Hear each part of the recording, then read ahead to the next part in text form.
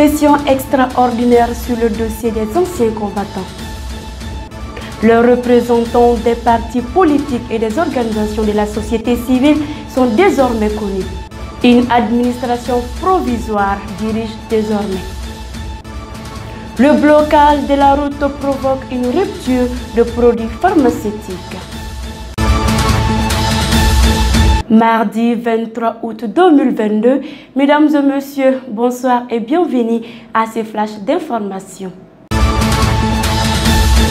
La session extraordinaire du Conseil supérieur de la fonction militaire est ouverte lundi 22 août 2022 dans la salle d'audience de la direction de la justice militaire. Le lancement des travaux a été présidé par le secrétaire général du ministère de la Défense et des anciens combattants, le général de division Sidiki Samaké.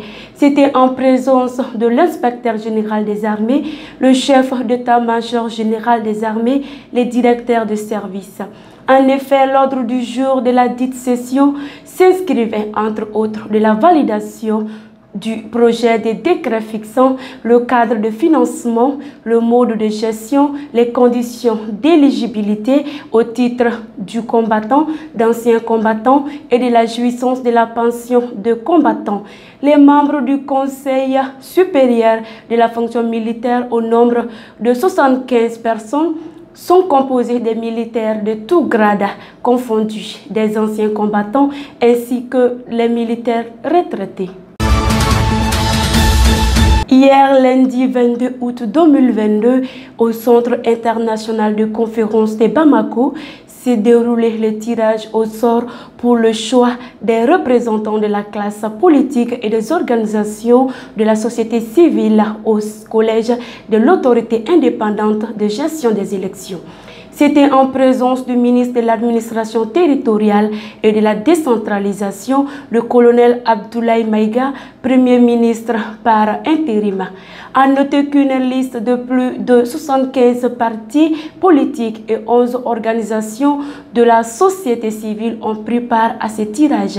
À l'issue des travaux dirigés par un huissier commissaire, une liste de 4 femmes et 4 hommes a été retenue pour la classe politique. Quant aux organisations de la société civile, 3 femmes et 3 hommes ont pu être choisis. Notons que 4 représentants des partis politiques et 3 pour les organisations de la société civile doivent être choisis pour le collège de l'AG. Une administration provisoire dirige désormais le Conseil national du patronat du Mali. Selon les informations, elle est chargée d'organiser une nouvelle élection. Dans son chronogramme, l'Assemblée élective sera programmée en date du 1er octobre prochain. La réception de la liste des candidatures est fixée au 6 septembre et prendra fin le 21 septembre prochain.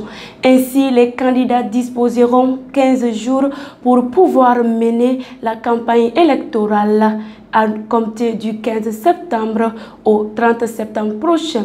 L'élection du nouveau président du patronat est prévue pour le 1er octobre prochain. Déjà, les collectifs des groupements professionnels et les conseils des patronaux accusent l'administration actuelle d'être en déphasage avec les règlements intérieurs du CNTM. La route nationale 16 est bloquée depuis des semaines par des groupes armés. Il s'agit du tronçon Douanzan-Bonigao. Cette situation a occasionné un manque de produits de première nécessité et de médicaments dans ces localités. Selon nos sources, les produits alimentaires et pétroliers se font rares. Selon une source locale, il est actuellement difficile de trouver à manger. Ce blocage a aussi entraîné une rupture des produits pharmaceutiques à Gao. Informé par leur père de Gao, l'ordre des pharmaciens a saisi le ministère de tutelle. À l'heure actuelle, les autorités locales sont informées et des dispositions sont prises, déclare Aliou Badrawan, président de l'ordre des pharmaciens. Les populations de ces localités demandent une intervention des autorités au plus vite.